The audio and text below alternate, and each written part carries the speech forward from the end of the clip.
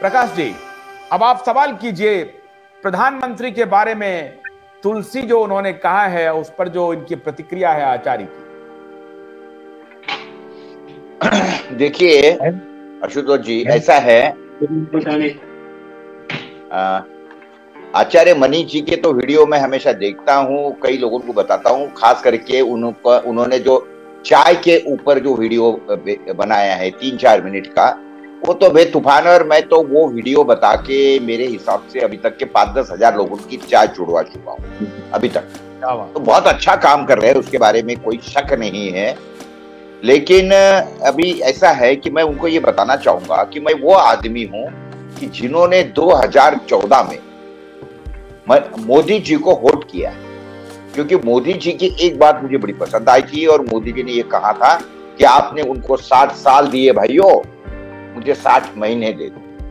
मतलब सही बात है, बिल्कुल देना चाहिए। और मैंने भी ये सोचा था कि ना बीवी है ना बच्चे है तो काम करेंगे, अच्छे है। तो लेकिन उसके बाद में जिस तरीके से सारे काम हुए, जब देखा तो जिनके बारे में मैंने सोचा था कि ये बहुत अच्छे काम करेंगे, लेकिन पर्टिकुलरली जो 2-4-5 साल हुए किसानों के हुए, उसके बाद में ये प्लेंडेमिक के अंदर का जो काम हुआ, ये बहुत अच्छा हुआ कि आचार्य मनीष जी ने खुद बोला कि ये प्लेंडेमिक था। तो उसके बाद में मैं नहीं समझता हूँ कि मोदी जी इतने भोले हैं जिस तरीके से वो बता रहे हैं ना। मैं ये समझता हूँ कि उनकी कोई मजबूरी है, वो एक इंस्टीट्यूट चला रहे हैं और डायरेक्ट सत्ता के साथ में टक्कर वो नहीं ले सकते। हम मीडिया के लोग हैं, हम ले सकते हैं, लेते आए हैं। और व्यक्तिगत रूप से ये भी मैं बताना चाहूंगा कि ना ही मैं बीजेपी का आदमी हूँ ना मैं कांग्रेस का हूँ, मैं तो कोई पॉलिटिकल नहीं हूँ। और हम तो ये हमारा तो काम है मीडिया वालों का कि लोगों को एक हाथ में आईना लो और एक हाथ में टॉर्च लो। ये बता, जहां अंधेरा है वहां टॉर्च से उगेला गिराओ और आईना लेके सामने वाले को की शक्ल बताओ कि भैया ये तेरा करतूत है तेरी। तो ये हमारा काम है। और मैं ये समझता हूं कि मीडिया ये जो है ये तो जुडिशरी से कोई अंडर में काम नहीं करती है, तो जुडिशरी के पैरेलल काम करती है। तो इसीलिए हम तो हमारे तरीके से जितना हो सके उतना ये सारा बोलने की कोशिश करते, बताने की कोशिश करते। और मोदी जी को मैं बहुत मानता था 2014 में, लेकिन जब उसके बाद में जो भी ये काम हुए, तो नोटबंदी का हो या फिर उसके बाद में उन्होंने जिस तरीके से बोला था कि मुझे चौराहे पे आप बोलेंगे वो मैं सजा सुनने को तैयार हूँ।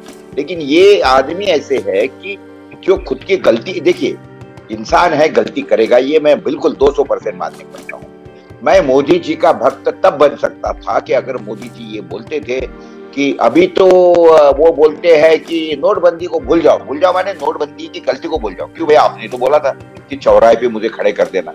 उसके बाद में ये दूसरी गलती है इसकी पैंडेमिक की, उन्होंने ही लॉकडाउन करवा दिया। वही ऐसे आदमी थे कि जिन्होंने लोगों को बोला कि वैक्सीन लगाओ, अपने लिए नहीं है सामने वाले के लिए लगाओ। तो अभी तो कम से कम कबूल करो कि ये वैक्सीन का कोई मतलब नहीं है। तो सारी कंपनियों ने बोल दिया है कि भाई वैक्सीन से कोई बीमारी रुकती नहीं है, ना खुद की रुकती है ना सामने वाले की रुकती है। और उसके बाद में यही मोदी जी है कि जो बड़े योग का वगैरह करते थे। देखिए इतना बड़ा इनके हाथ में मौका था कि वो पैंडेमिक के समय पे लॉकडाउन लगाने के बजाय इन लोगों ने ये बोलते थे कि लॉकडाउन लगा दिया हमने, लेकिन अब क्या क्या चलेगा, तो आयुर्वेद के हॉस्पिटल चलेंगे और क्या चलेगा, तो योग के क्लास चले। इन्होंने योग के क्लास बंद करवा दिए, स्विमिंग पूल्स बंद करवा दिए, उसके बाद में जिम बंद करवा दिए। यानी ये तो मैं नहीं समझता हूँ कि ये वैसा ही हुआ है, ये तो सारे इशारों पे काम हुआ है। और उसके बाद में इन लोगों ने जिस तरीके से सारे काम, अच्छा चलो ठीक है, मैं मानता हूँ कि आदमी इंसान है, गलती होती है, एक बार होगी 2 बार होगी, अरे लेकिन जब गलती ध्यान में आ गई तो वही आदमी बड़ा हो जाता है कि जो खुद की गलती को पब्लिकली स्वीकार करता है कि भैया मेरे से गलती हो गई। नोटबंदी में मेरे को मेरे लोगों ने कुछ सलाह दिया, वो हिसाब से मैंने माना, लेकिन उसके बड़े ये हो गए। उसके बाद में ये भी बोलो कि चलो कोरोना काल के अंदर मेरे से बड़ी गलती हो, आज भी वही रट लगाना चालू है इन लोगों की। तो कैसे माने मोदी जी को, ये बात है, ऐसा है। हाँ बिल्कुल ठीक कह रहे हैं आचार्य। और दूसरी विषय, और एक मिनट लूंगा, 1 मिनट। आचार्य मनीष जी ने ये बोला कि किस तरीके से अभी ये जो है आयुष्मान योजना जिन्होंने बनाई है। मैं एक एडिटर हूं और ये इसके अंदर जागरूकता हो। मैंने तो कई वीडियो ये कोरोना काल के अंदर मैंने रिलीज करवा दिए, सब करवा दिए। यूट्यूब वालों ने तो मेरे कई सारे वीडियो जो है ब्लॉक करवा दिए, मुझे ब्लैक लिस्ट करवा दिया, ये सब करवा दिया।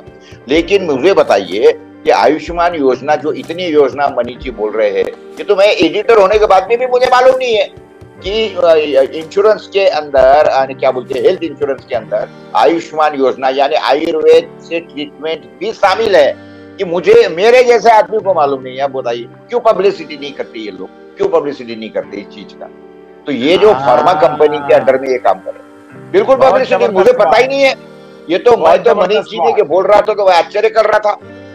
नहीं वो तो देखो, मैं यहाँ पर आपको नहीं एक मिनट में आपको इंटरवेंशन या इंटरफेयर करूंगा। ऐसा है, नहीं सुनिए, ऐसा है कि आचार्य मनीष जी ने जो बोला है मैं उनसे सहमत इसलिए हूँ कि देखिए बात ऐसी है कि ये जो आयुर्वेद वगैरह का जो है, जो चला है हमारे देश में या हो रहा है, तो इसके अंदर लोगों की गलती है। ये जो मनीष जी ने जो उनका दिल का दर्द बोला है, ये बात बिल्कुल पक्की है कि ये एलोपैथी का माया जाल इतना फैल चुका है लोगों के ऊपर कि उनको ऐसा लगता है, देखिए लोगों को ये स्टेटस सिंबल लगता है।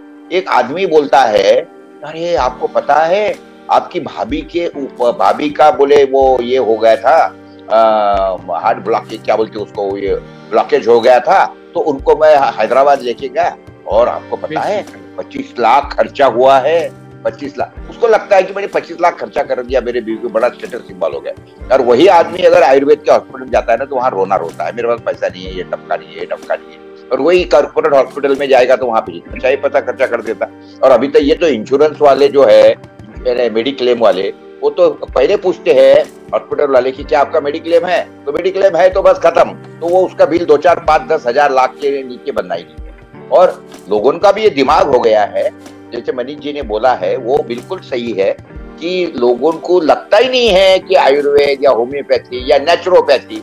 देखिए मैं आपको यहाँ पे 2 मिनट की लूंगा, मैंने तो नेचुरोपैथी का ना ही मैं डॉक्टर हुआ, लेकिन जब मैंने देखा कि एलोपैथी वालों ने ये पेंडेमिक की ये 2 साल 2.5 साल के अंदर लोगों की जिंदगी बर्बाद कर दी, 1 रुपए की दवाई दी नहीं, लेकिन 8-8, 10-10 लाख, 20-20, 25-25, 50 लाख के बिल बनवा दिए, तब जाकर मैंने बोलना चालू कर करवा दिए, ब्लॉक करवा दिए, मेरे सारे जो भी मैं बोलता था वो ब्लॉक करवा दिए। तो उसके बाद में जब मैं ये समझ गया कि ये सब नालायकपना चल रहा है, तो मैंने एलोपैथी के खिलाफ में बोलना चालू कर दिया। मैं तो कभी मास्क लगाए नहीं, जो एलोपैथी के कोरोना के हॉस्पिटल थे वो हॉस्पिटलों के अंदर मैं खुद गया, आपको भी पता है। लेकिन उसके बाद में जब ये सारी चीजें चल रही थी तो मैंने ये समझा कि भाई सिर्फ बोलना ठीक नहीं है इसके बारे में, तो अपने भी कुछ करना चाहिए। ये मेरा फील्ड नहीं था, उसके बावजूद मैंने मेरे खेती के अंदर मेरा जो नेचुरोपैथी सेंटर है, क्या बोलते हैं उसको, क्या बोलते हैं उसको, ऑर्गेनिक फार्मिंग का जो मेरा फार्म है, उसके अंदर मैंने ये नेचुरोपैथी का एक स्पा खोल दिया, नेचुरोपैथी का सेंटर खोल दिया। और लेकिन ये जैसा मनीष जी बोल रहे हैं ना, वैसे ना डॉक्टर मिलते, ना एलोपैथी के डॉक्टर मिलते, और सब एक ने के टांग खींचने के पीछे खड़े हैं। और एलोपैथी वाले ऐसे हैं कि वो तो बिल्कुल सबको ही साथ में लेके चलते हैं, और वो बोलते हैं कि भैया तू तेरा चला मैं मेरा चलाता हूँ। तो ये है दुर्दैवी की बात हमारे देश के अंदर। और मनीष जी को बिल्कुल बहुत बहुत अभिनंदन करना चाहूंगा मनीष जी का, और उनको मैं न्योता देता हूँ कि कृपा कर, देखिए ऐसा है, बीआरसी जो है अपना विश्वरूप राय चौधरी जो है, उन्होंने आके ये मेरे सेंटर का ओपनिंग उस समय भी किया था, लेकिन वो जल्दी में हुआ था, तो मैंने कई चीजें वहां पे डेवलप नहीं कर सका था। लेकिन अब पिछले साल भर में पूरी चीजें डेवलप हो चुकी है। मैं आप ही को विनती करता हूं कि आपका जो हिम का सेंटर है आप वहीं पे खोलिए, और हमारा जो सेंटर है आप अपने अंडर में ले लीजिए। मैं आपको न्योता देता हूं, क्योंकि मैंने देखा है आपका काम जो है बहुत जोरदार जबरदस्त काम है। आप, मैं आशुतोष जी को बोलूंगा, मुझे आपका नंबर शेयर कर देंगे, मैं आपसे बात कर लूंगा। बिल्कुल जी बिल्कुल मैं देता हूं। मेरा नंबर, आप निश्चिंत हो जाइए, वो संभल जाएगा और बड़ा अच्छा चलेगा और दुनिया ठीक होके निकलेगी वहां से।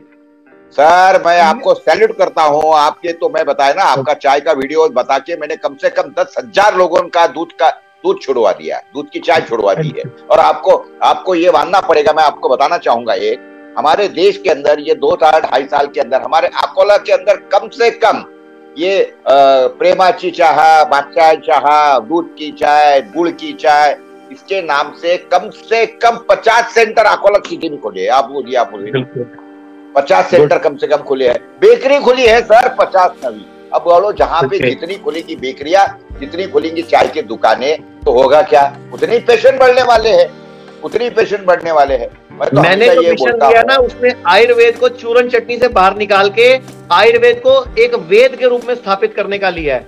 इवन की मैंने अपनी विल भी लिख दी है कि मेरे मरने के बाद ये पैसा, ये प्रॉपर्टी, ये जो हमने इकट्ठा किया, ये आयुर्वेद नेचुरोपैथी में किस तरह इस्तेमाल होना चाहिए, कैसे ट्रेनिंग देंगे हम डॉक्टर्स को, कैसे एजुकेट करेंगे, मैं सब कर चुका हूँ। Thank you sir. बहुत बढ़िया मनीष जी, मैं आपको मेरे सेंटर पे निमंत्रित करता हूँ। आप जो बोल रहे हैं वही मेरा मिशन है, आप जो बोल रहे हैं वही मैं करने वाला हूँ, ऑलरेडी करना चालू कर दिया। 60 एकड़ का मेरा कैंपस है और मैंने तो मेरी सारी जिंदगी दांव पर लगा दी है। आशुतोष को पता है, वो आके खुद को मेरा सेंटर देख चुके हैं। और मेरे तरफ से देखिए, मैं ये सेक्टर का ना ही डॉक्टर हूं ना कुछ हो, लेकिन मेरी एक मनीषा थी और मैंने बोला भाई अगर एक चीज को बोलते कि भाई ये गलत है, तो गलत अगर ये है तो भी सही क्या है, ये बताने के हिसाब से एक जिद से मैंने मेरा सेंटर चालू करवाया। मैं तो ढूंढ रहा था भाई। आप निश्चिंत हो जाओ, दिवाली के बाद मैं मुंबई आना है तो मुंबई अकोला इकट्ठा आ जाऊंगा। और उससे पहले मेरी एक रिक्वेस्ट है, एक बार आप हमारा हिम्स विजिट कर लो, एक बार विजिट कर लो। बिल्कुल सर।